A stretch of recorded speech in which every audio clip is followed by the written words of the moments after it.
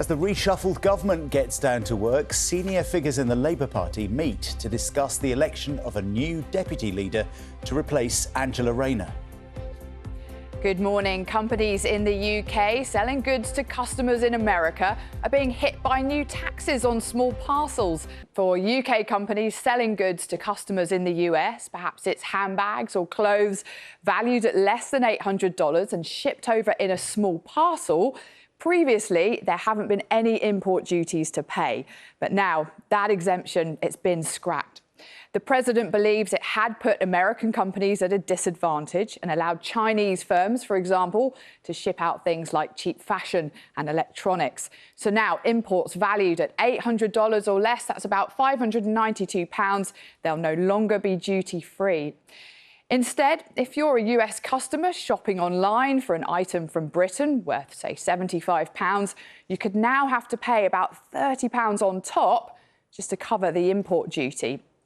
Understandably, this has been causing concern and hitting profits for lots of businesses, big and small, in the UK since the tax kicked in last month. Because the UK, well, it was the fourth largest exporter of small parcels to the US last year.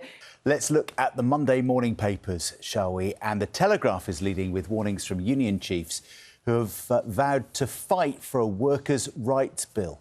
This was, of course, was Angela Rayner's bill, wasn't it, that went through Parliament. She has now resigned, and the paper says the Prime Minister has been put on notice that he mustn't water down that legislation following his cabinet reshuffle. In The Guardian, senior Labour figures have warned the Prime Minister to stop making mistakes. That's on their front page. The paper quotes Emily Thornberry warning Sir Keir Starmer that more gaffes could hand our country to Farage.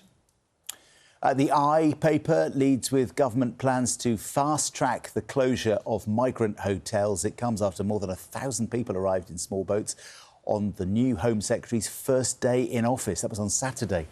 The Eye says the Prime Minister now faces warnings from Red Wall MPs that he needs to take a tougher approach. So many political stories this morning, aren't there? On the front page of The Times, the paper is reporting that 2 doctor surgeries are closing every week. It says that medical leaders are calling for more funding for family doctors after more than 1,000 GP practices have closed since 2018.